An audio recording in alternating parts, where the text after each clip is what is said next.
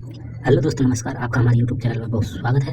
पटवारी जो पेपर हुआ उसकी सफलता के बाद अब चतुर्थ श्रेणी कर्मचारी की सफलता के लिए आपको रोजाना हमारे साथ मॉडल पेपर देखना होगा, जो कि राजस्थान चतुर्थ श्रेणी कर्मचारी भर्ती 2025 के नए पाठ्यक्रम जो 17 अप्रैल 2025 को जारी हुआ है उसके अनुसार बनाया गया है। इसके अंदर 120 प्रश्नों की पूरी सीरीज तैयार की गई है जो बिल्कुल सिलेबस के अनुसार है। 19, 20, 21 सितंबर 2025 का जो पेपर होगा वो बिल्कुल ऐसा की ऐसा होगा। इसके अंदर भी कोई भी बदलाव नहीं होगा। जिस तरह की वीडियो हम बना रहे हैं उस वीडियो के अंदर एक भी प्रश्न जो आप देखेंगे वो ऐसा नहीं होगा कि जो बाहर जाए। आपको मात्र 1 घंटे से भी कम की वीडियो बनाकर दी जा रही है। इसको आप सिर्फ और सिर्फ 1, 2, 3 बार अच्छी स्पीड में 2 या 3 की स्पीड में जिस तरह आप समझ सकते हैं उस तरह से जल्दी देखिए। आपको याद करने की ज़रूरत नहीं है, 2-3 बार देखने के बाद ये अपने आप ही आपके दिमाग में फिट हो जाएँगी। तो इस वीडियो को देखने के लिए आप हमारे चैनल पे लगातार जुड़े रहिए और हमारे चैनल को सब्सक्राइब नहीं किया है तो सब्सक्राइब ज़रूर कर लें, जिससे आने वाली वीडियो की जानकारी आपको तुरंत मिलती रहेगी। और वीडियो को लाइक कीजिए, शेयर कीजिए। चलिए देखते हैं अपना आज का वीडियो। राजस्थान की कुल स्थलीय सीमा की लंबाई कितनी है? राजस्थान की कुल स्थलीय सीमा की लंबाई दोस्तों 5920 किलोमीटर है। यहाँ पर एक नंबर का ऑप्शन बिल्कुल सही, जिसमें से 1017 है वो दोस्तों अंतर्राष्ट्रीय सीमा है। सेकंड नंबर का प्रश्न इसमें देखिए, राजस्थान का अधिकांश उच्चावचीय भाग समुद्र तल से कितने मीटर ऊपर की श्रेणी में आता है? बताइए, राजस्थान का अधिकांश उच्चावचीय भाग समुद्र तल से कितने मीटर ऊपर की श्रेणी में आता है? तो यहाँ पर इसका राइट आंसर क्या हो जाएगा? वो है दोस्तों इसमें कौन सा? तो वो है 250 से 300 मीटर की ऊपर की श्रेणी में आता है दोस्तों उच्चावचीय भाग। तो यहाँ पर इसमें 3 नंबर का ऑप्शन बिल्कुल सही। नेक्स्ट आगे देखिए, यहाँ पे 3 नंबर का प्रश्न है, निम्नलिखित कथनों पर विचार कीजिए और सही उत्तर का चयन नीचे दिए गए कोट से करना है। दोस्तों यहाँ पर देखिए, ये नंबर में देखिए, कुंभलगढ़ बोराट के पठार का सर्वोच्च बिंदु है। कुंभलगढ़ बोराट के पठार का सर्वोच्च बिंदु है, ये कथन है वो दोस्तों गलत हो जाएगा। गलत इसलिए हो जाएगा क्योंकि दोस्तों बोराट का पठार है वो कहां पर है, ये भी आपको पता होना चाहिए दोस्तों। ये कुंभलगढ़, राजसमंद और गोगुंदा उदयपुर के बीच में ये बोराट का पठार है वो स्थित है, ठीक है। और ये लाइन है वो दोस्तों इसमें गलत दे रखी है। देखिए यहाँ पे रघुनाथगढ़ उत्तरी अरावली का सर्वोच्च शिखर है दोस्तों, बिल्कुल सही बात है। कहां पर है? सीकर जिले में। आगे देखिए, उड़िया पठार माउंट आबू के निकट है स्थित है दोस्तों, ये भी बिल्कुल सही है इसमें। तो यहाँ पर इसका जो राइट आंसर क्या हो जाएगा इसमें दोस्तों, बी और सी कथन है वो क्या है? सत्य है। कूट भाषा के अंदर अपन देखें तो बी और सी कौन से ऑप्शन में है? 2 नंबर के ऑप्शन में, ये अपना सही उत्तर हो जाएगा इसमें। 4 नंबर का प्रश्न है इसमें देखिए, राजस्थान के निम्नलिखित भूगोलीय क्षेत्रों में से एक जिसमें अस्पष्ट संतुलन प्रवाह है वह क्षेत्र कौन सा है? राजस्थान के निम्नलिखित भूगोलीय क्षेत्रों में से एक जिसमें अस्पष्ट संतुलन प्रवाह है वह क्षेत्र कौन सा है? तो दोस्तों वह क्षेत्र कौन सा है? तो यहाँ पर इसका राइट आंसर हो जाएगा वो है दोस्तों उत्तर पूर्व। कौन सा है? उत्तर पूर्व। 4 नंबर का जो ऑप्शन है वो इसका बिल्कुल सही उत्तर हो जाएगा, उत्तर पूर्व। 5 नंबर का प्रश्न है इसमें देखिए, निम्नलिखित में से राजस्थान के किस जिले में जून का औसत न्यूनतम तापमान दर्ज किया जाता है? निम्नलिखित में से राजस्थान के किस जिले में जून का औसत न्यूनतम तापमान दर्ज किया जाता है? तो दोस्तों कहां पर दर्ज किया जाता है? ये किया जाता है दोस्तों सिरोही जिले में। यहाँ पर इसमें 2 नंबर का ऑप्शन बिल्कुल सही। 6 नंबर का प्रश्न इसमें देखिए, राजस्थान के जलवायु प्रदेशों को उनसे संबंधित जिलों से सुमेलित कीजिए। राजस्थान के जलवायु प्रदेशों को उनसे संबंधित जिलों से सुमेलित कीजिए। दोस्तों यहाँ पर देखिए, एक तरफ जलवायु प्रदेश है तो दूसरी तरफ जिले हैं, ठीक है। दोस्तों यहाँ पर देखिए, इसमें शुष्क जिला कौन सा है? दोस्तों शुष्क जिला है वो जैसलमेर है, ठीक है। अर्ध शुष्क जिला कौन सा है? तो अर्ध शुष्क दोस्तों चूरू जिला है। उपाद्र कौन सा है? तो दोस्तों उपाद्र है वो अलवर जिला है। और आद्र, ठीक है, आद्र जिला है वो है दोस्तों झालावाड़। तो यहाँ पर इसमें राइट आंसर क्या हो जाएगा? सी डी ए बी इसका राइट आंसर हो जाएगा दोस्तों। कौन से ऑप्शन में? देखिए सेकंड नंबर का ऑप्शन है वो अपना इसमें क्या हो जाएगा? सही उत्तर हो जाएगा। आगे देखिए, यहाँ पे कौन सा सुमेलित नहीं है वो अपने को यहाँ पर बताना है दोस्तों। एक तरफ नदी दे रखी है, दूसरी तरफ उनका उद्गम स्थान दे रखा है, एक गलत दे रखा है वो बताना है दोस्तों। यहाँ पर देखिए बेटच नदी, दोस्तों बेटच नदी का जो उद्गम स्थल है वो है दोस्तों गोगुंदा की पहाड़ियां, बिल्कुल सही बात है दोस्तों। गंभीरी नदी का उद्गम स्थल है दोस्तों जावरा पहाड़ियां, बिल्कुल सही बात है। बाणगंगा नदी का जो उद्गम स्थल है वो बैराट की पहाड़ियां है, बिल्कुल सही बात है। माही नदी का उद्गम स्थल दोस्तों यहाँ पर ये खमनोर की पहाड़ियां है वो इसमें गलत दे रखा है दोस्तों। खमनोर की पहाड़ियों से बनास नदी का उद्गम होता है और माही नदी का जो उद्गम स्थान है वो दोस्तों अमरोरू मध्य प्रदेश से दोस्तों इसका उद्गम होता है। तो ये अपना इसमें गलत हो जाएगा। यहाँ पर इसमें 4 नंबर का ऑप्शन बिल्कुल सही उत्तर इसमें हो जाएगा क्योंकि ये असमेलित है। आगे देखिए, चूलिया जलप्रपात किस नदी द्वारा बनाया गया है? दोस्तों चूलिया जलप्रपात है वो चंबल नदी पर चित्तौड़गढ़ में ये स्थित है। तो यहाँ पर इसका राइट आंसर हो जाएगा 1 नंबर का ऑप्शन सही उत्तर। नेक्स्ट आगे देखिए, 2 नंबर का प्रश्न है, निम्नलिखित में से कौन सा किला सुकड़ी नदी के दाहिने किनारे पर बना हुआ है? कौन सा किला सुकड़ी नदी के दाहिने किनारे पर बना हुआ है? तो वो है दोस्तों इसमें जालोर का किला, ठीक है। राइट आंसर हो जाएगा यहाँ पे 2 नंबर का ऑप्शन बिल्कुल सही, जालोर का किला। 10 नंबर का प्रश्न इसमें देखिए, राजसमंद यानी कि राजसमुद्र झील का निर्माण किस नदी पर हुआ है? राजसमंद झील का निर्माण किस नदी पर हुआ है? तो दोस्तों ये गोमती नदी पर हुआ है दोस्तों राजसमंद झील का निर्माण। यहाँ पर इसमें 1 नंबर का जो ऑप्शन है वो इसका सही उत्तर हो जाएगा। 11 नंबर का प्रश्न इसमें देखिए, पचपदरा, सांवरला व कपराना खारे पानी के गर्त निम्नलिखित में से किसमें पाए जाते हैं? पचपदरा, सांवरला व कपराना खारे पानी के गर्त निम्नलिखित में से किसमें पाए जाते हैं? तो निम्नलिखित में से किसमें पाए जाते हैं? तो दोस्तों ये लूनी जमाई बेसिन में पाए जाते हैं, लूनी जमाई बेसिन में पाए जाते हैं। यहाँ पर 2 नंबर का जो ऑप्शन है वो इसका बिल्कुल सही उत्तर हो जाएगा, लूनी जमाई बेसिन में, ठीक है। आगे देखिए दोस्तों, यहाँ पे 12 नंबर का प्रश्न है, इंदिरा गांधी नहर परियोजना के अनुसार कौन से कथन गलत है? तो दोस्तों कौन से कथन गलत है वो अपने को यहाँ पर बताना है दोस्तों। यहाँ पर देखिए, इस परियोजना को पहले राजस्थान नहर के रूप में जाना जाता था और इस 1982 में इसका नाम बदलकर इंदिरा गांधी नहर परियोजना कर दिया गया। तो दोस्तों यहाँ पर देखिए, इसमें मैं आपको बताऊं, देखिए 1984 में इसका नाम है वो बदला गया था, ठीक है। तो ये कथन है वो गलत हो जाएगा। आगे देखिए दोस्तों, यहाँ पे देखिए, इंदिरा गांधी नहर परियोजना में 9 लिफ्ट नहरें हैं, गलत हो जाएगा दोस्तों। ये भी नहर की कल्पना शार्दुल सिंह ने की थी, ये भी गलत हो जाएगा। नहर हरियाणा से नहीं गुजरती तो दोस्तों ये भी गलत हो जाएगा, ठीक है। तो यहाँ पर इसमें दोस्तों सारे के सारे कथन है वो क्या है? गलत है। तो यहाँ पर इसका राइट आंसर क्या हो जाएगा? वो है 4 नंबर का ऑप्शन बिल्कुल सही। 1 2 3 4 चारों ही कथन है वो दोस्तों इसमें गलत है। आगे देखिए दोस्तों, यहाँ पे 13 नंबर का प्रश्न है, राजस्थान के कौन से जिले नर्मदा नहर परियोजना के अंतर्गत शामिल किए गए हैं? बताइए कौन से जिले नर्मदा नहर परियोजना के अंतर्गत शामिल किए गए हैं? तो वो है दोस्तों जालोर बाड़मेर। यहाँ पर इसमें 3 नंबर का जो ऑप्शन है वो सही उत्तर हो जाएगा, जालोर बाड़मेर। आगे देखिए 14 नंबर का प्रश्न है, कृषि विभाग राजस्थान के मृदा वर्गीकरण के अनुसार जिप्सीफेरस मृदा में पाई जाती है। बताइए दोस्तों, कृषि विभाग राजस्थान के मृदा वर्गीकरण के अनुसार जिप्सीफेरस मृदा में पाई जाती है। तो दोस्तों क्या पाई जाती है, कहाँ पाई जाती है दोस्तों ये?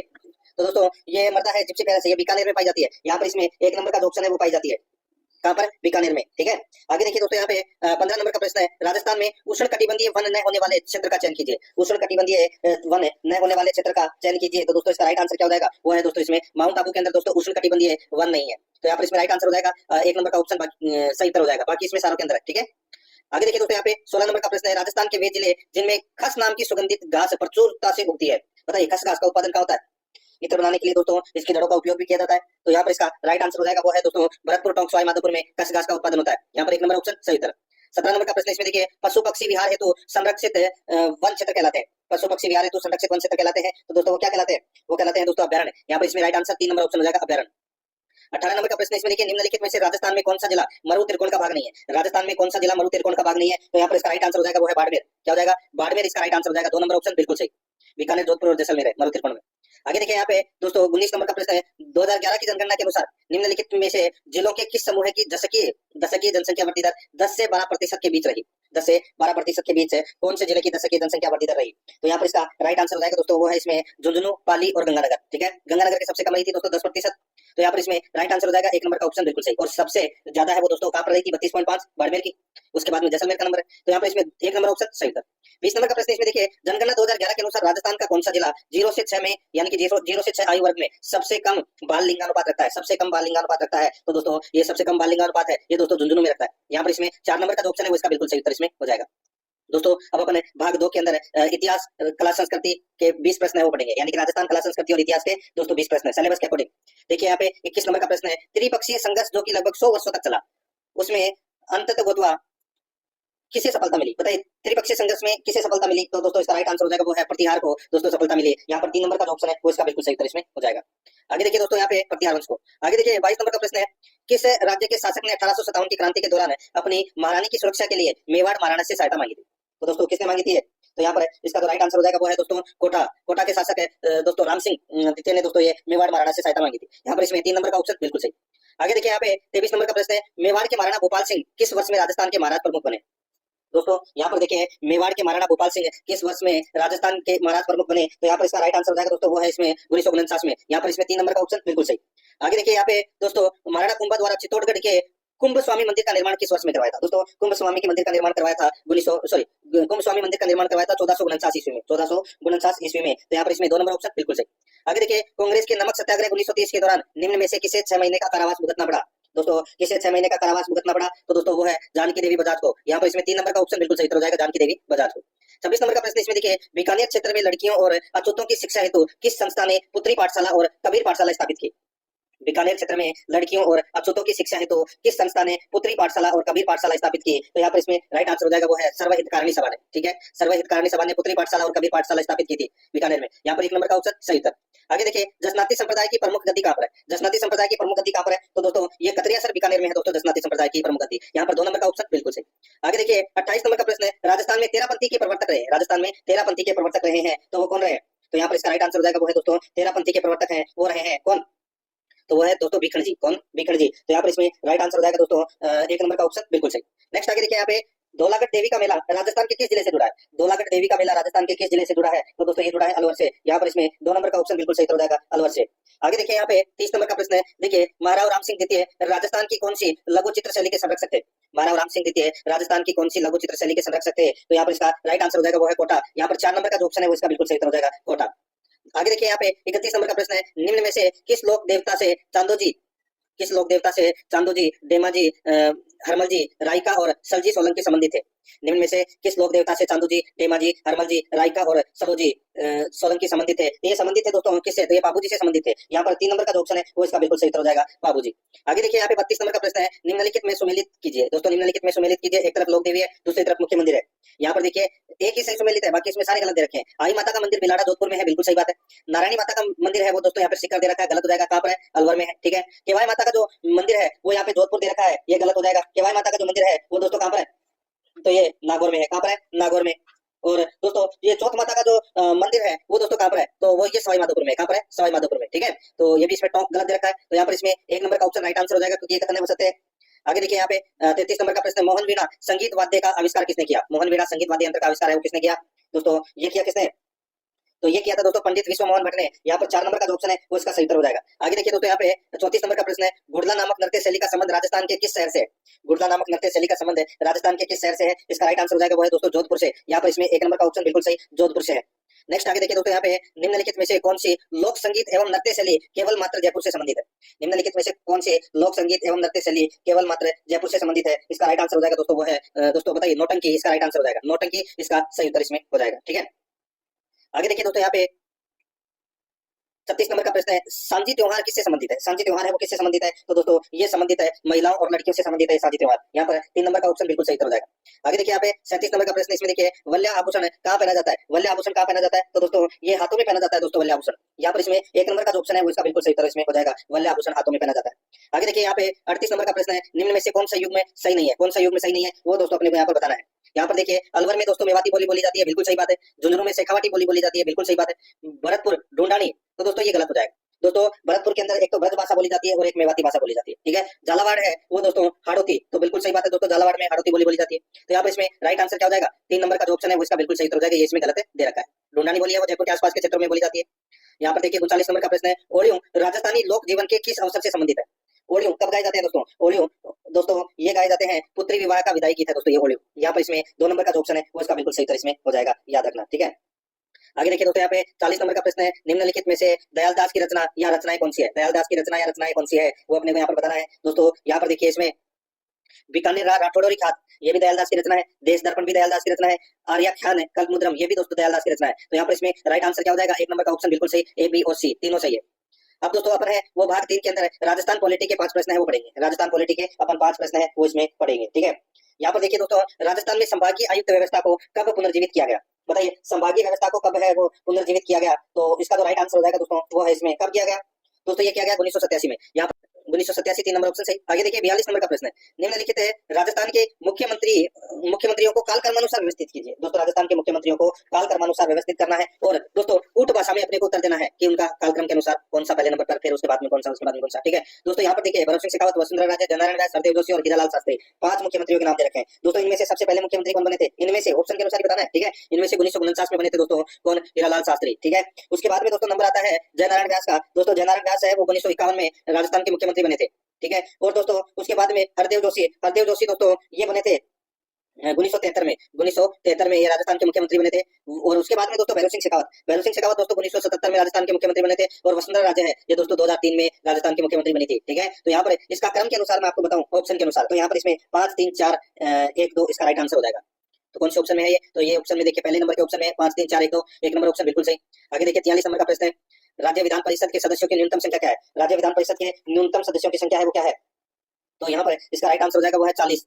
कितनी है? 40 है। यहाँ पर इसमें 1 नंबर का जो ऑप्शन है वो इसका बिल्कुल सही उत्तर हो जाएगा। आगे देखिए 44 नंबर का प्रश्न है, निम्नलिखित में से कौन सा सही सुमेलित नहीं है? कौन सा सही सुमेलित नहीं है वो दोस्तों अपने को यहाँ पर बताना है।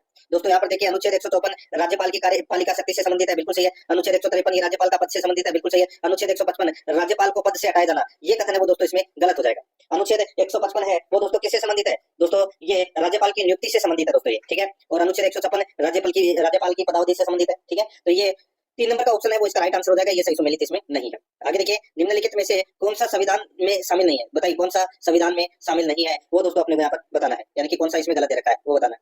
दोस्तों यहाँ पर देखिए अनुच्छेद 145 न्यायाधीशों का वेतन, ये दोस्तों अपना पहला ही कथन है वो क्या हो जाएगा? गलत हो जाएगा। अनुच्छेद 145 में दोस्तों क्या है? तो दोस्तों सुप्रीम कोर्ट को अपने कामकाज के लिए नियम बनाने का अधिकार दिया गया है अनुच्छेद 145 में, ठीक है। न्यायाधीशों का वेतन है वो इसमें गलत दे रखा है। अनुच्छेद 143 में सुप्रीम कोर्ट से परामर्श करने के लिए राष्ट्रपति की शक्ति है, बिल्कुल सही बात है। अनुच्छेद 141 में सभी अदालतों पर सर्वोच्च न्यायालय के बंधन के आदेश से संबंधित है, बिल्कुल सही बात है। आगे देखिए अनुच्छेद 139 सुप्रीम कोर्ट द्वारा रिट जारी करने की शक्ति है, ये अनुच्छेद 139 में। तो यहाँ पर इसका राइट आंसर क्या हो जाएगा? वो है दोस्तों इसमें 1 नंबर का जो ऑप्शन है वो इसका बिल्कुल सही उत्तर इसमें हो जाएगा। आगे देखिए यहाँ पे भाग 4 के अंदर दोस्तों अब अपन है वो भारतीय संविधान के 5 प्रश्न है वो पढ़ेंगे। ठीक है, अपन ने दोस्तों राजस्थान पॉलिटी के 5 प्रश्न पढ़ लिए, अब अपन राजस्थान सॉरी भारतीय पॉलिटी के अपन 5 प्रश्न है वो पढ़ेंगे। देखिए यहाँ पे 46 नंबर का प्रश्न है, भारतीय संविधान की प्रस्तावना में किस प्रकार की स्वतंत्रता का उल्लेख नहीं है? बताइए कौन से प्रकार की स्वतंत्रता का उल्लेख नहीं है? तो दोस्तों इसमें विचार की स्वतंत्रता है, धार्मिक स्वतंत्रता, विश्वास की स्वतंत्रता है, लेकिन आर्थिक स्वतंत्रता नहीं है। यहाँ पर 4 नंबर का ऑप्शन बिल्कुल सही हो जाएगा। आगे देखिए 47 नंबर का प्रश्न है, निम्नलिखित में से कौन सा एक मौलिक कर्तव्य नहीं है? कौन सा एक मौलिक कर्तव्य नहीं है वो अपने को बताना है। देखिए समाज का आज्ञा पालन, राज्य का आज्ञा पालन, देश का आज्ञा पालन, ये तीनों है वो दोस्तों क्या है मौलिक कर्तव्य है, लेकिन करों की अदायगी है ये मौलिक कर्तव्य नहीं है। यहाँ पर इसमें 1 नंबर का जो ऑप्शन है वो इसका बिल्कुल सही उत्तर इसमें हो जाएगा। आगे देखिए 48 नंबर का प्रश्न है, इसमें देखिए निम्नलिखित में से कौन सी भारतीय संविधान की एक मुख्य विशेषता नहीं है? निम्नलिखित में से कौन सी भारतीय संविधान की एक मुख्य विशेषता नहीं है? तो यहाँ पर इसका राइट आंसर क्या हो जाएगा बताइए, भारतीय संविधान की कौन सी एक मुख्य विशेषता नहीं है? तो दोस्तों इसमें देखिए सबसे लंबा लिखित संविधान है भारत का, बिल्कुल सही है। सार्वभौमिक वयस्क मताधिकार है, बिल्कुल सही है। विभिन्न स्रोतों के लिए किए गए प्रावधान, ये भी बिल्कुल सही है। दोहरी नागरिकता का प्रावधान नहीं है दोस्तों। यहाँ पर इसमें 4 नंबर का जो ऑप्शन है वो इसका बिल्कुल सही उत्तर इसमें हो जाएगा, ये आपको इसमें याद रखना है। ठीक है, आगे देखिए दोस्तों यहाँ पे 49 नंबर का प्रश्न, इसमें देखिए भारतीय संविधान की कौन सी विशेषता अमेरिका यूएसए के संविधान से ली गई है? बताइए कौन सी विशेषता अमेरिका के संविधान से ली गई है? अपने को कूट भाषा में उत्तर देना है दोस्तों। यहाँ पर देखिए राष्ट्रपति पर महाभियोग की सत्ता है, ये भी दोस्तों अमेरिका से ली गई है। सुदृढ़ केंद्रीय व्यवस्था के साथ संवाद, ये दोस्तों कनाडा से लिया गया है। ठीक है, कनाडा से लिया गया है। उपराष्ट्रपति का पद, ये भी दोस्तों अमेरिका से लिया गया है। और न्यायपालिका की स्वतंत्रता, तो दोस्तों ये भी अमेरिका से लिया गया है। तो दोस्तों अमेरिका से क्या लिया गया है? 1, 3, 4 है वो अमेरिका से लिया गया है। यहाँ पर इसमें राइट आंसर क्या हो जाएगा वो है दोस्तों यहाँ पर देखिए पहला ऑप्शन दूसरा ऑप्शन सेम है, तो यहाँ पर 1, 3, 4 कर लेना। यहाँ पर इसमें 1 नंबर का जो ऑप्शन है वो इसका बिल्कुल सही 1, 3, 4। ठीक है, आगे देखिए यहाँ पे भारत के संविधान के अनुच्छेद 15 में निम्नलिखित में से शब्दों का सही क्रम क्या है? बताइए अनुच्छेद 15 में शब्दों का सही क्रम है वो क्या है? तो दोस्तों वो सही क्रम है धर्म, मूलवंश, जाति, लिंग। इसका राइट आंसर हो जाएगा 2 नंबर का ऑप्शन बिल्कुल सही हो जाएगा इसमें। अब दोस्तों अपन सामान्य विज्ञान से संबंधित है 5 प्रश्न है वो पढ़ेंगे सिलेबस के अकॉर्डिंग। दोस्तों प्रकाश की एक किरण है परावर्ती समतल सतह के साथ 56 डिग्री के कोण पर आपतित होती है, परावर्तन कोण का मान होगा। तो दोस्तों क्या होगा परावर्तन कोण का मान? तो वो हो जाएगा दोस्तों 56 डिग्री। यहाँ पर इसमें राइट आंसर हो जाएगा 2 नंबर ऑप्शन हो जाएगा, इसका राइट आंसर बराबर होगा दोस्तों। ठीक है, आगे देखिए दोस्तों यहाँ पे चांदी के बर्तन है हवा में कुछ दिन खुले रखने पर दोस्तों, यानी कि चांदी के बर्तन हवा में कुछ दिन खुले रखने से क्या बनने के कारण वो काले हो जाते हैं? तो दोस्तों क्या बनने के कारण वो काले हो जाते हैं? तो दोस्तों इसका राइट आंसर हो जाएगा वो है दोस्तों यहाँ पर Ag2S यानी कि सिल्वर सल्फाइड बनने से दोस्तों, सिल्वर सल्फाइड बनने से दोस्तों बर्तन है वो काले हो जाते हैं। तो यहाँ पर इसमें राइट आंसर हो जाएगा 3 नंबर का ऑप्शन बिल्कुल सही Ag2S। ठीक है, तो यहाँ पर इसमें 3 नंबर ऑप्शन बिल्कुल सही। आगे देखिए यहाँ पे 53 नंबर प्रश्न है, कौन सा रासायनिक परिवर्तन है? कौन सा रासायनिक परिवर्तन है? तो दोस्तों रासायनिक परिवर्तन इसमें दूध से दही जमाना है वो क्या है? रासायनिक परिवर्तन। 4 नंबर ऑप्शन सही। 54 नंबर का प्रश्न इसमें देखिए निम्नलिखित में से कौन सी मानव शरीर की सबसे छोटी हड्डी है? मानव शरीर की सबसे छोटी हड्डी कौन सी है? तो वो है स्टेपीज। स्टेपीज है वो दोस्तों मानव शरीर की सबसे छोटी हड्डी है। 3 नंबर का ऑप्शन बिल्कुल सही हो जाएगा। आगे देखिए यहाँ पे 55 नंबर प्रश्न है, सूची फर्स्ट को सूची सेकंड से सुमेलित कीजिए। ठीक है दोस्तों, सूची फर्स्ट को सूची सेकंड से सुमेलित करना है। यहाँ पर देखिए दोस्तों सूची फर्स्ट देखिए धोबी इच। ठीक है दोस्तों, इसमें देखिए धोबी इच, मलेरिया, न्यूमोनिया और मम्पस, यानी कि दोस्तों ये रोग है वो किसके कारण ये होते हैं? कौन सा जीवाणु जनित रोग है या विषाणु जनित या प्रोटोजोआ या कवक जनित रोग है वो अपने को दोस्तों यहाँ पर बताना है। ठीक है दोस्तों, इसमें देखिए धोबी इच रोग है ये कवक जनित रोग है दोस्तों। ठीक है, मलेरिया है ये दोस्तों प्रोटोजोआ जनित रोग है। ठीक है, निमोनिया है ये दोस्तों जीवाणु जनित रोग है और मम्पस है ये दोस्तों विषाणु जनित रोग है। तो यहाँ पर इसमें 4, 3, 2, 1 इसका बिल्कुल सही उत्तर हो जाएगा दोस्तों। 4, 3, 2, 1 इसका बिल्कुल सही। ठीक है, कौन से ऑप्शन में है? तो यहाँ पर देखिए दोस्तों इसमें 4, 3, 2, 1 यानी कि 2 नंबर का जो ऑप्शन है वो इसका बिल्कुल सही उत्तर इसमें हो जाएगा। अब दोस्तों अपन यहाँ पे बेसिक कंप्यूटर से संबंधित 5 प्रश्न है वो पढ़ेंगे सिलेबस के अकॉर्डिंग। यहाँ पर देखिए 56 नंबर प्रश्न है, माइक्रोसॉफ्ट एक्सेल 2007 में एक एकल फाइल या डॉक्यूमेंट को कहते हैं बताइए क्या कहते हैं उसको? तो दोस्तों उसको बोलते हैं, बताइए ये तो सभी को पता होगा दोस्तों, उसको बोलते हैं क्या वर्कबुक है या वर्कशीट है? तो दोस्तों यहाँ पर इसका सही उत्तर हो जाएगा इसमें वो है वर्कबुक बोलते हैं। यहाँ पर 1 नंबर का ऑप्शन बिल्कुल सही। आगे देखिए यहाँ पे 57 नंबर प्रश्न है, निम्न में से कौन सा सिस्टम सॉफ्टवेयर प्रथमतः कंप्यूटर मेमोरी में लोड होता है जब एक कंप्यूटर चालू किया जाता है?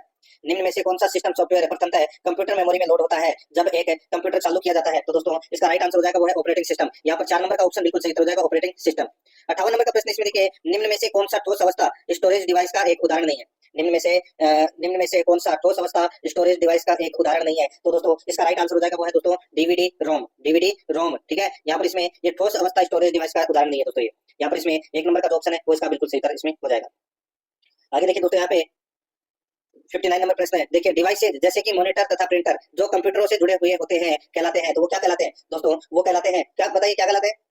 तो वो पेरिफेरल डिवाइसेज कहलाते हैं। यहाँ पर 3 नंबर का ऑप्शन बिल्कुल सही पेरिफेरल डिवाइसेज। 60 नंबर का प्रश्न इसमें देखिए, निम्न में से कौन सा एक इनपुट डिवाइस नहीं है? बताइए कौन सा एक इनपुट डिवाइस नहीं है? तो दोस्तों इसका राइट आंसर हो जाएगा वो है दोस्तों यहाँ पर देखिए ऑप्टिकल स्कैनर है, कीबोर्ड है, टच पैड है, ये तीनों दोस्तों क्या है? इनपुट डिवाइस है। लेकिन यहाँ पे माउस पैड है ये इनपुट डिवाइस नहीं है। यहाँ पर 3 नंबर का ऑप्शन बिल्कुल सही हो जाएगा। आगे देखिए दोस्तों, यहाँ पे अब अपन राजस्थान समसामयिकी यानी कि भाग 7 के अंदर राजस्थान करंट अफेयर के 5 प्रश्न है वो पढ़ेंगे सिलेबस के अकॉर्डिंग। ठीक है दोस्तों, यहाँ पर देखिए इसमें देखिए दोस्तों, यहाँ पे 61 नंबर का प्रश्न है, जनवरी 2025 को दिल्ली में आयोजित सीनियर राष्ट्रीय जूडो प्रतियोगिता में राजस्थान ने किस भार वर्ग में स्वर्ण पदक जीते? बताइए कौन से भार वर्ग में स्वर्ण पदक जीते? तो दोस्तों इसका जो राइट आंसर हो जाएगा कौन से भार में बताइए? तो दोस्तों वो है 48 किलोग्राम मोनिका ने जीता, 81 किलोग्राम में दोस्तों आकाश ने जीता। तो यहाँ पर इसमें 3 नंबर का ऑप्शन राइट आंसर हो जाएगा, एक और तो दोनों इसमें क्या है सही है। आगे देखिए, वर्ष 2025 के पद्मश्री पुरस्कार से सम्मानित है राजस्थान के व्यक्तियों में शामिल नहीं है। वर्ष 2025 के पद्मश्री पुरस्कार से सम्मानित है राजस्थान के व्यक्तियों में शामिल नहीं है। तो दोस्तों वो शामिल दोस्तों कौन नहीं है? तो वो अली गनी मोहम्मद। तो यहाँ पर 4 नंबर का ऑप्शन है वो इसका बिल्कुल सही उत्तर हो जाएगा। ये पद्मश्री में शामिल पद्मश्री पुरस्कार से सम्मानित राजस्थान के व्यक्तियों में शामिल नहीं है। बाकी दोस्तों बैतुल बेगम है, सीन काफ निजाम है, बैजनाथ महाराज है, ठीक है, लेकिन अली गनी मोहम्मद नहीं है। 4 नंबर ऑप्शन सही था। आगे देखिए 63 नंबर का प्रश्न है, रिको द्वारा विकसित विशेष पार्क है जोन के संदर्भ में निम्नलिखित में से कौन सा विकल्प सही सुमेलित नहीं है? रिको द्वारा विकसित विशेष पार्क है जोन के संदर्भ में निम्नलिखित में से कौन सा विकल्प सही सुमेलित नहीं है? कौन सा विकल्प सही सुमेलित नहीं है? यहाँ पर देखिए दोस्तों, सोलर पैनल निर्माण पार्क है, ये काकानी जोधपुर में है, बिल्कुल सही है। फर्नीचर पार्क बोरनाडा जोधपुर में है, बिल्कुल सही है। फूड प्रोसेसिंग पार्क है तिवरी जोधपुर में है, बिल्कुल सही है। चौथा देखिए जेम्स बोर्स पार्क है, ये दोस्तों निमराना अलवर है, वो इसमें गलत हो जाएगा। ये कहाँ पर है दोस्तों? ये कोटा में है। तो यहाँ पर इसमें 4 नंबर का ऑप्शन बिल्कुल सही हो जाएगा। आगे देखिए 64 नंबर का प्रश्न है, परियोजना के नाम और इनकी बाहरी वित्त पोषण एजेंसियों के संबंध में निम्नलिखित का मिलान कीजिए और नीचे दिए गए कोट से सही उत्तर का अपने को क्या करना है? चयन करना है। दोस्तों इसमें आप देख सकते हैं, देखिए यहाँ पर एक तरफ परियोजना का नाम है, दूसरी तरफ है दोस्तों वित्त पोषण एजेंसी है। अब दोस्तों यहाँ पर आप देख सकते हैं, देखिए राजस्थान ग्रामीण जल आपूर्ति और फ्लोरोसिस समन चरण सेकंड के लिए दोस्तों वित्त पोषित एजेंसी है वो कौन सी है? तो वो है दोस्तों जीका। कौन सी है? जीका है। और राजस्थान राज्य राजमार्ग निवेश कार्यक्रम सेकंड की वित्त पोषित एजेंसी है वो है दोस्तों कौन सी? तो वो है विश्व बैंक। कौन सी है? विश्व बैंक है। और राजस्थान राज्य दोस्तों तीसरा देखिए, राजस्थान राज्य राजमार्ग निवेश कार्यक्रम प्रथम की वित्त पोषित एजेंसी है वो है एशियन डेवलपमेंट बैंक है। और मरुस्थलीय क्षेत्रों के लिए राजस्थान जल क्षेत्र पुनर्निर्माण परियोजना के लिए वित्त पोषण है वो किया गया है दोस्तों न्यू डेवलपमेंट के द्वारा। तो यहाँ पर इसमें राइट आंसर क्या हो जाएगा दोस्तों? BADC इसका राइट आंसर हो जाएगा। कौन से ऑप्शन में है? यहाँ पर देखिए 3 नंबर का ऑप्शन इसका बिल्कुल सही हो जाएगा। 65 नंबर का प्रश्न इसमें देखिए, गोविंद गुरु जनजातीय क्षेत्रीय विकास योजना के प्रभावी क्रियान्वयन के लिए राज्य एवं जिला स्तर पर कितने जिलों में वनाधिकार प्रकोष्ठ स्थापित किए जाएंगे? गोविंद गुरु जनजातीय क्षेत्रीय विकास योजना के प्रभावी क्रियान्वयन के लिए राज्य एवं जिला स्तर पर कितने जिलों में वनाधिकार प्रकोष्ठ स्थापित किए जाएंगे? तो यहाँ पर इसका राइट आंसर हो जाएगा दोस्तों वो है इसमें, बताइए कितने? तो दोस्तों इसका जो राइट आंसर हो जाएगा वो है यहाँ पर 18। ठीक है, 2 नंबर का ऑप्शन बिल्कुल सही 18। आगे देखिए भाग 8 के अंदर दोस्तों भारत समसामयिकी यानी कि भारतीय करंट अफेयर के दोस्तों 5 प्रश्न है वो पढ़ेंगे सिलेबस के अकॉर्डिंग। दोस्तों यहाँ पर देखिए 66 नंबर का प्रश्न है, पृथ्वी के सबसे सीमेंट यानी कि दूरस्थ लोकेशन पॉइंट नीम पर तिरंगा फहराने वाली, सॉरी नीम नहीं, यह है नीमो पर तिरंगा। पृथ्वी के सबसे सीमेंट यानी कि दूरस्थ लोकेशन पॉइंट है नीमो पर तिरंगा फहराने वाली भारतीय नौसेना की पहली महिला अधिकारी कौन बनी है? तो कौन बनी है? तो दोस्तों उसका नाम है दिलना KR रूपा ए। दिलना के और रूपा ए। तो यहाँ पर इसमें राइट आंसर हो जाएगा 3 नंबर ऑप्शन बिल्कुल सही। आगे देखिए 67 नंबर का प्रश्न है, भारत का पहला AI विश्वविद्यालय कहाँ स्थापित होने जा रहा है? भारत का पहला AI विश्वविद्यालय कहाँ स्थापित होने जा रहा है? तो दोस्तों ये स्थापित होने जा रहा है कहाँ पर? तो ये महाराष्ट्र में। यहाँ पर 2 नंबर का जो ऑप्शन है वो इसका बिल्कुल सही हो जाएगा। 68 नंबर का प्रश्न इसमें देखिए, भारतीय अंतरिक्ष अनुसंधान संगठन यानी कि इसरो के नए अध्यक्ष के रूप में किसे नियुक्त किया गया है? इसरो के नए अध्यक्ष के रूप में किसे नियुक्त किया गया है? तो दोस्तों वी नारायण को दोस्तों इसरो के नए अध्यक्ष के रूप में इनका चयन हुआ है। तो यहाँ पर इसमें 2 नंबर ऑप्शन बिल्कुल सही, वी नारायण। आगे देखिए 69 नंबर का प्रश्न है, 13 दिसंबर 2024 को भारतीय रिजर्व बैंक के नए गवर्नर के रूप में किसे नियुक्त किया गया है? 13 दिसंबर 2024 को भारतीय रिजर्व बैंक के नए गवर्नर के रूप में किसे नियुक्त किया गया है? यहाँ पर इसका राइट आंसर हो जाएगा दोस्तों वो है इसमें कौन सा?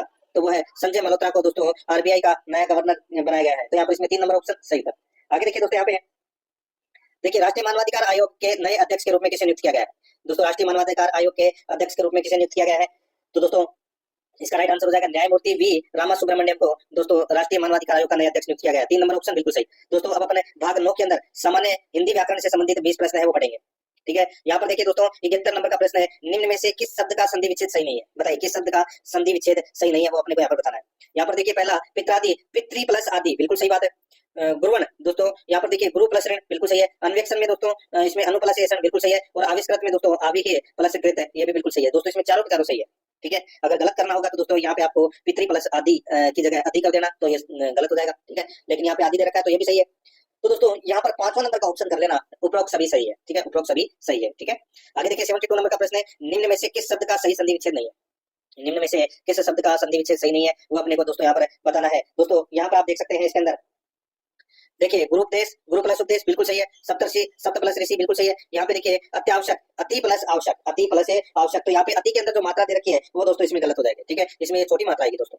तो यहाँ पे इसका राइट आंसर क्या हो जाएगा? 3 नंबर का जो ऑप्शन है वो इसका बिल्कुल सही। ठीक है, और दोस्तों यहाँ पर देखिए षडानंद, तो यहाँ पे षट प्लस आनंद ये भी बिल्कुल सही है। देखिए यहाँ पे आगे 73 नंबर का प्रश्न है, परामर्श शब्द में कौन सा उपसर्ग है? परामर्श शब्द में कौन सा उपसर्ग है? तो दोस्तों इसमें कौन सा उपसर्ग है? तो परा उपसर्ग है। यहाँ पर 2 नंबर का ऑप्शन बिल्कुल सही हो जाएगा, परा उपसर्ग। 74 नंबर का प्रश्न इसमें देखिए, निम्नलिखित में से कौन सा शब्द प्रत्ययुक्त है? कौन सा शब्द प्रत्ययुक्त है? तो दोस्तों वो है सजावट। ठीक है, सज है वो दोस्तों क्या है? एक धातु है, और इसमें आवट है वो क्या है? प्रत्यय है। तो यहाँ पर इसमें राइट आंसर 1 नंबर ऑप्शन सही। आगे देखिए, इनमें सर्वनाम से बनी भाववाचक संज्ञा कौन सी है? सर्वनाम से बनी भाववाचक संज्ञा कौन सी है? तो दोस्तों इसका राइट आंसर हो जाएगा वो है अपनापन। ठीक है, अपनापन में दोस्तों अपना है वो निजवाचक सर्वनाम है, पन प्रत्यय जोड़कर दोस्तों ये अपनापन संज्ञा निर्मित हुई है। तो यहाँ पर इसमें राइट आंसर हो जाएगा 1 नंबर ऑप्शन सही। आगे देखिए 76 नंबर प्रश्न है, किस वाक्य में क्रिया सकर्मक रूप से प्रयुक्त हुई है? बताइए, किस वाक्य में क्रिया सकर्मक रूप में प्रयुक्त हुई है? तो यहाँ पर इसका जो राइट आंसर हो जाएगा वो है इसमें कौन सा? तो दोस्तों इसका जो सही उत्तर हो जाएगा वो है इसमें वह पतंग उड़ा रहा है, वह पतंग उड़ा रहा है। ठीक है, ये क्या है? तो दोस्तों यहाँ पे पतंग है वो दोस्तों कर्म है। ठीक है, तो यहाँ पर दोस्तों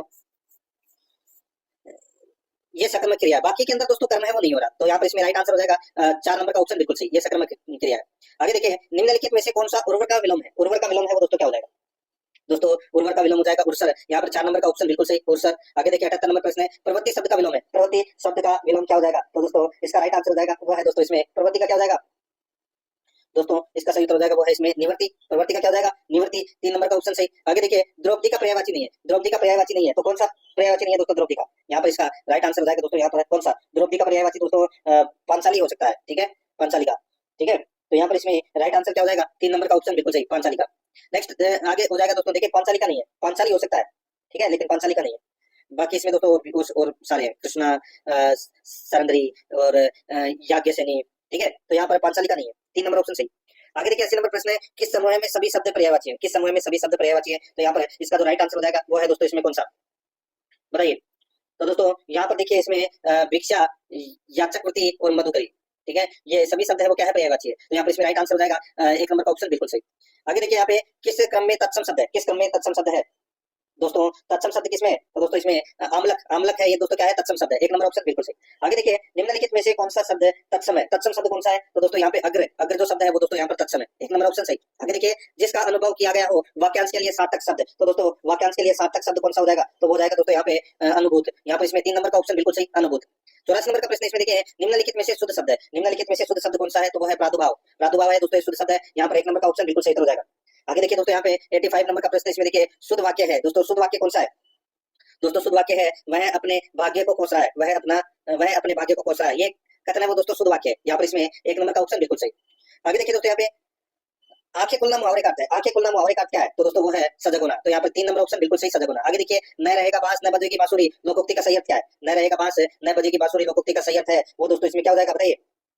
तो दोस्तों इसका राइट आंसर हो जाएगा समस्या को जड़ से खत्म करना, समस्या को जड़ से खत्म करना। यहाँ पर 2 नंबर का जो ऑप्शन है वो इसका सही उत्तर हो जाएगा। आगे देखिए 88 नंबर का प्रश्न है, एक ही पत्र जब एक साथ कई परिस्थितियों को भेजा जाता है तो उसे कहते हैं? एक ही पत्र जब एक साथ कई परिस्थितियों को भेजा जाता है तो उसे कहते हैं, तो उसे क्या कहते हैं? दोस्तों उसे कहते हैं परिपत्र। क्या बोलते हैं? परिपत्र बोलते हैं। 3 नंबर का ऑप्शन बिल्कुल सही, परिपत्र। आगे देखिए दोस्तों यहाँ पे 89 नंबर का प्रश्न है, देखिए कार्यालय पत्रों की भाषा कैसी होनी चाहिए? कार्यालय पत्रों की भाषा है वो कैसी होनी चाहिए? दोस्तों इसका जो राइट आंसर हो जाएगा वो है इसमें ये होनी चाहिए दोस्तों, कैसी? कार्यालय पत्रों की जो भाषा है वो होनी चाहिए औपचारिक भाषा होनी चाहिए दोस्तों। यहाँ पर इसमें 2 नंबर का ऑप्शन बिल्कुल सही, औपचारिक। आगे देखिए यहाँ पे अमेंडमेंट के लिए सही परिभाषिक शब्द है। अमेंडमेंट के लिए सही परिभाषिक शब्द है वो कौन सा है? तो दोस्तों इसका राइट आंसर हो जाएगा वो है संशोधन। यहाँ पर 3 नंबर का ऑप्शन है वो इसका बिल्कुल सही उत्तर हो जाएगा, संशोधन। अब दोस्तों यहाँ पर देखिए भाग 10 के अंदर है वो अपन सामान्य अंग्रेजी यानी कि इंग्लिश ग्रामर से संबंधित 15 प्रश्न है वो पढ़ेंगे। ठीक है दोस्तों, यहाँ पर देखिए 91 नंबर का प्रश्न है, choose the correct form of the verb in brackets from the options that follow. यानी कि सीधा सा मैं आपको बोलूं, खाली स्थान भरना है दोस्तों। ठीक है, यहाँ पे देखिए I meet him yesterday, I him yesterday, तो मीट है वो दोस्तों यहाँ पर वर्ब दे रखे। तो दोस्तों यहाँ पर क्या आएगा? तो दोस्तों यहाँ पर देखिए यस्टरडे के कारण दोस्तों इसमें कौन सा टेंस का प्रयोग हुआ है? तो पास्ट इंडेफिनिट टेंस का प्रयोग हुआ है। तो यहाँ पर दोस्तों मेट आएगा, MET। ठीक है, आई मेट हिम यस्टरडे। यहाँ पर 2 नंबर का सॉरी 1 नंबर का ऑप्शन बिल्कुल सही। आगे देखिए यहाँ पे इसमें भी खाली स्थान भरना है। ठीक है, इसमें देखिए the wounded man by some boys, the wounded man by some boys. तो यहाँ पर इसका राइट आंसर क्या हो जाएगा? वो है दोस्तों इसमें देखिए, इसमें सब्जेक्ट है वो दोस्तों सिंगुलर है। तो यहाँ पर वाज बीइंग हेल्प्ड, इसका राइट आंसर हो जाएगा वाज बीइंग हेल्प्ड, यानी कि the wounded man was being helped by some boys. तो यहाँ पर इसमें 3 नंबर का ऑप्शन सही। 93 नंबर प्रश्न इसमें देखिए, which of the following passive voice of the given sentence is correct है? इसमें देखिए all his friends laugh at him, all his friends laughed at him. तो यहाँ पर इसका राइट आंसर क्या हो जाएगा? वो है दोस्तों he was laughed at by all his friends. तो यहाँ पर इसमें 2 नंबर का जो ऑप्शन है वो इसका बिल्कुल सही उत्तर इसमें हो जाएगा। आगे देखिए दोस्तों यहाँ पे 94 नंबर का प्रश्न है, choose the correct option, choose the correct option. इसमें देखिए he said give me some food he said give me some food please change into indirect speech. he said give me some food please change into indirect speech. तो यहाँ पर इसका right answer क्या हो जाएगा, वो हो जाएगा दोस्तों इसमें he requested me to give him some food. तो यहाँ पर इसमें एक नंबर का जो ऑप्शन है वो इसका बिल्कुल सही उत्तर इसमें हो जाएगा। आगे देखिए यहाँ पे दोस्तों 95 नंबर का प्रश्न है she said to her son, she said to her son what do you like the indirect speech of the sentences. तो दोस्तों यहाँ पर इसका राइट आंसर हो जाएगा वो है दोस्तों सेट टू का क्या हो जाएगा, आस्क्ड में बदल देंगे अपन। तो यहाँ पर इसका राइट आंसर हो जाएगा दोस्तों she asked her son what he liked. तो यहाँ पर इसमें 4 नंबर का ऑप्शन बिल्कुल सही।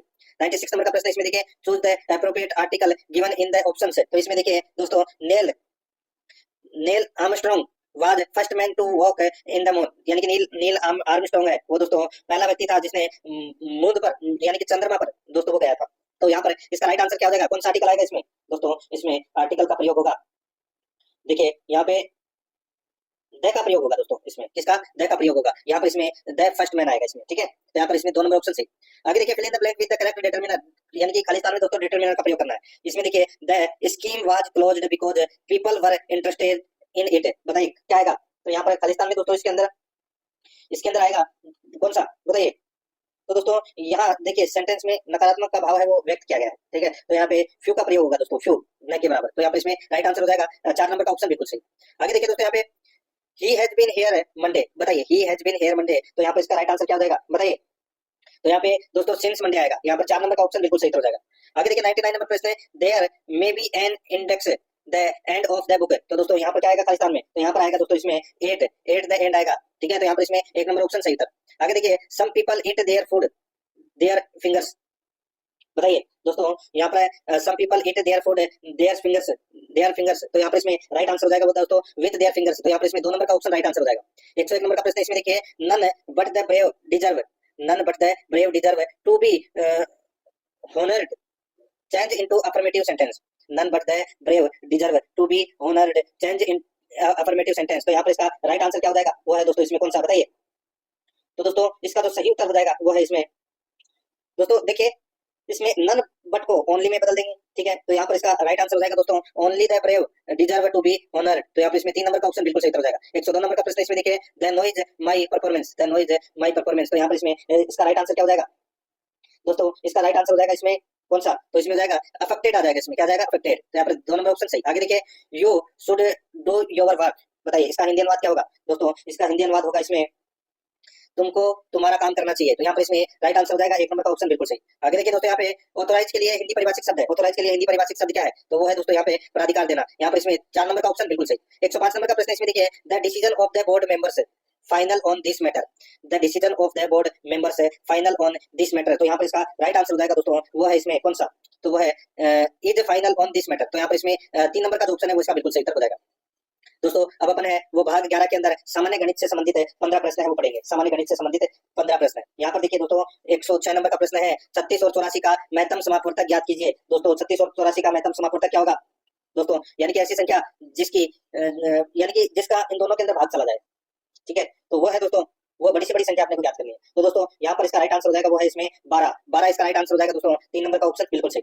आगे देखिए दोस्तों यहाँ पे अमर किसी कार्य के 1/4 भाग को 3 दिन में तथा शंकर उसी कार्य के 1/4 भाग को 4 दिन में पूरा कर सकता है। यदि दोनों मिलकर कार्य पूरा करें तो 1800 रुपए के मेहनताने में से अमर को कितनी राशि मिलेगी, तो अमर को कितनी राशि मिलेगी। तो दोस्तों यहाँ पर देखिए भाई ये करता है 1/4 भाग, ठीक है, यानी कि 1/4 भाग को 3 दिन में करता है, ठीक है। तो 1/4 इंटू 3 कर लीजिए तो कितना हो जाएगा 1/12, ठीक है। और ये 1/4 भाग 4 दिन में करता है, तो यहाँ पर 1/4 इंटू 4 कर लीजिए तो कितना हो जाएगा 4 चौके 16, यानी कि 1/16 भाग। इसका आया दोस्तों 1/12 और इसका आया 1/16। दोस्तों इनका अनुपात निकाल लेंगे तो अनुपात निकलेगा दोस्तों इसमें देखिए 4 × 12 और 4 चौक 16, या सॉरी इसमें देखिए 1/4 भाग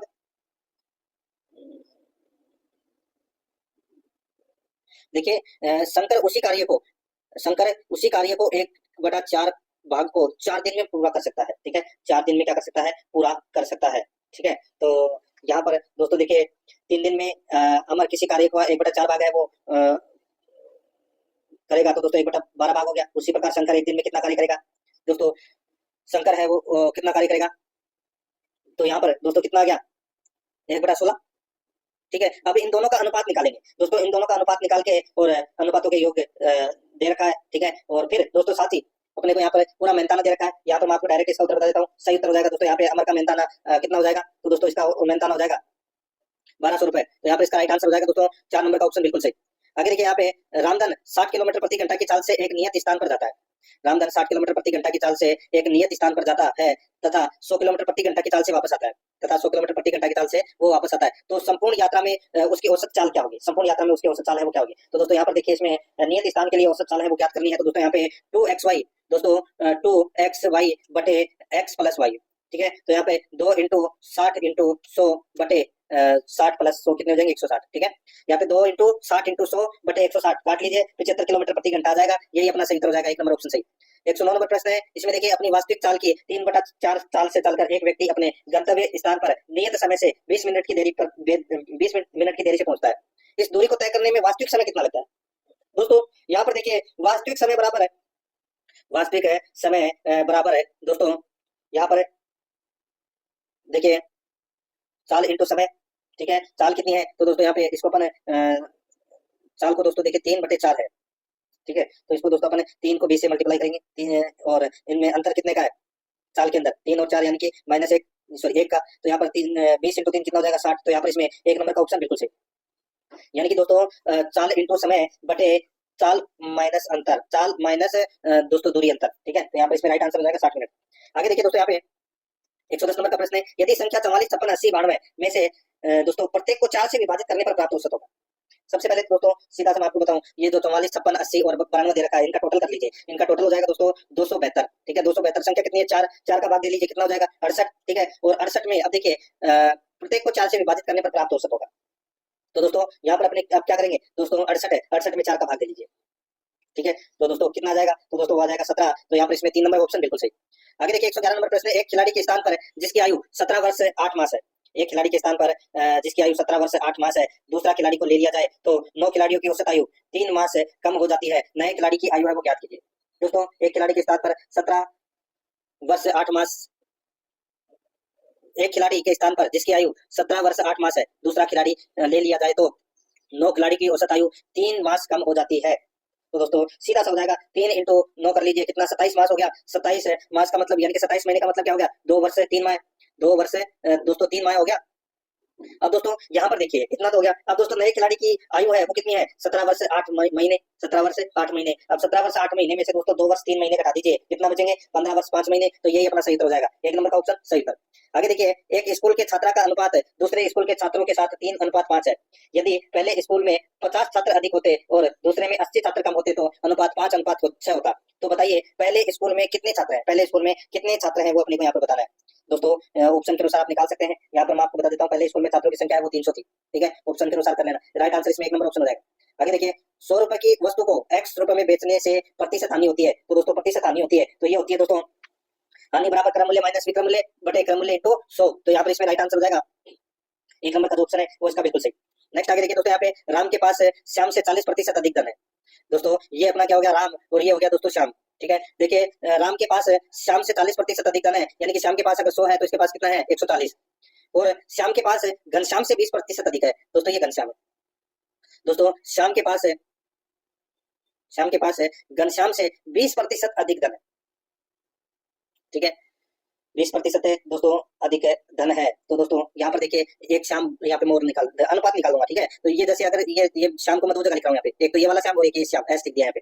ये दोस्तों अगर 120 है, ठीक है, तो ये कितना है? तो दोस्तों ये 100 है, ठीक है। अब दोस्तों इनका अनुपात निकालना है। देखिए 20 से कट रहे हैं सारे, तो 7:5:5:5 और 5, ठीक है, ये आ गया। तो दोस्तों अब बस ये 3 है और अनुपात 4 दे रखे हैं। तो दोस्तों अपन को क्या करना है? वही वाला सीन करना है। दोस्तों यहाँ पर देखिए राम, श्याम और घनश्याम, दोस्तों इसका अनुपात कितना था? 7:5, ठीक है, एक का, और इसका था दोस्तों 6:5, ठीक है। अब बस तो यहाँ पे 7 6 है दोस्तों 42 और 6 पंजे 30 और 5 25, ठीक है। अब ये कट रहे हैं क्या किसी से? तो दोस्तों नहीं कट रहे। तो 42 30 और 25, ठीक है, ये अपना अनुपात आ गया। अब दोस्तों राम के पास है घनश्याम से अधिक धन, राम के पास घनश्याम से कितना प्रतिशत है अधिक धन है? तो दोस्तों यहाँ पे 25 माइनस 42 माइनस 25 कर लीजिए, 42 माइनस 25 बटे 25। तो यहाँ पर इसका राइट आंसर क्या हो जाएगा? यानी कि 17 बटे 25 इंटू 100। तो यहाँ पर इसका सही हो जाएगा 68%। तो यहाँ पर इसमें एक नंबर ऑप्शन सही। 115 नंबर प्रश्न है, कितने प्रतिशत चक्रवृद्धि ब्याज की दर से 1000 रुपए 2 वर्ष में 1210 हो जाएंगे? सीधा सा 10% इसका राइट आंसर हो जाएगा, बताने की जरूरत नहीं है, ठीक है, एक नंबर ऑप्शन बिल्कुल सही। आगे देखिए संख्याओं को दोस्तों यहाँ पे 5 7 20 का चतुर्थानुपाती क्या होगा? दोस्तों 5:7 समानुपात 20:x, वही मध्य पदों का गुणनफल बटे बाह्य पदों का गुणनफल 7 × 20 बटे 5। ठीक है, 7 × 20 बटे 5, तो यहाँ पे कितना हो गया, 5 से दोस्तों ये 4 बार कट गया। ठीक है, अब 7 × 4 कर लीजिए, कितना हो जाएगा 28। तो यहाँ पर इसमें 2 नंबर का ऑप्शन बिल्कुल सही 28। आगे देखिए 117 नंबर प्रश्न है, एक थैली में ₹1.50 और 25 पैसे के सिक्के 2:3:4 में कुल 45 रुपए है, तो 50 पैसे के अनुपात में है। तो यदि थैली सिक्कों की संख्या होगी, तो दोस्तों थैली में सिक्कों की संख्या होगी, तो यहाँ पर देखिए दोस्तों ₹1.50 और 25 पैसे के दोस्तों यहाँ पर कुल 45 रुपए है, और सिक्के का अनुपात दोस्तों 2:3:4 है। दोस्तों ₹1.50 और 25 पैसे। अब इसमें दोस्तों इसका 2 अनुपात, इसका 3 अनुपात और इसका 4 अनुपात, तो दोस्तों कितने हो गए, इसका ये तो हो गए दोस्तों 2 रुपए। ठीक है, और ये दोस्तों 50 पैसे के 3 सिक्के हैं, तो कितना हो गया 1.5 रुपया, और ये दोस्तों 25 पैसे के 4 सिक्के हैं, तो ये 1 रुपया। तो दोस्तों कितने हो गए 3, 4, 4.5। ठीक है, अनुपातों का योग कितना हो गया दोस्तों 4.5। ठीक है, अब दोस्तों यहाँ पर 45 बटे 4.5 करोगे तो कितना जाएगा 10, कितना जाएगा 10। ठीक है, और 50 पैसे के सिक्कों का दोस्तों अनुपात कितना है 3 है, तो 10 × 3 कर लीजिए, 30 इसका राइट आंसर हो जाएगा। 2 नंबर ऑप्शन बिल्कुल सही। आगे देखिए दोस्तों यहाँ पे 118 नंबर प्रश्न है, एक पर्स में ₹1.50 और 25 पैसे थे। 20 पैसे के सिक्के 1:2:4:5 के अनुपात में है। यदि इन सिक्कों का कुल मूल्य 400 रुपए हो, तो 20 पैसे के सिक्के 25 पैसे के सिक्कों से कितने अधिक है। वही मैंने भी आपको बताया, जैसे सेम टू सेम वैसा ही है। ठीक है, इसका राइट आंसर बता देता हूँ दोस्तों, ऊपर वाला जैसा ही है सेम टू सेम। 1 नंबर का ऑप्शन राइट आंसर हो जाएगा 100। ठीक है, आगे देखिए बीना व रीता के धन का अनुपात 2:3 है। यदि बीना को 40 रुपए मिले, तो रीता को कितने मिले, तो भाई 60 रुपए मिलेंगे। ठीक है, तो यहाँ पर इसमें दोस्तों 1 नंबर का जो ऑप्शन है वो इसका बिल्कुल सही था, इसमें हो जाएगा कितने 60 रुपए। आगे देखिए दोस्तों यहाँ पे एबीसी मिलकर एक खेत को किराए पर लिया। ए ने उसमें 15 गायें 4 हफ्ते तक, बी ने 20 गायें 5 हफ्ते तक और सी ने उसमें 24 गायें 3 हफ्ते तक चराई। यदि बी को ए से किराए के 20 रुपए अधिक देने हो, तो ए का कितना किराया देगा, तो ए का कितना किराया देगा दोस्तों डायरेक्ट बता देता हूँ। इसका राइट आंसर है वो दोस्तों 30 रुपए होगा। ठीक है, 1 नंबर का जो ऑप्शन है वो इसका बिल्कुल सही था, इसमें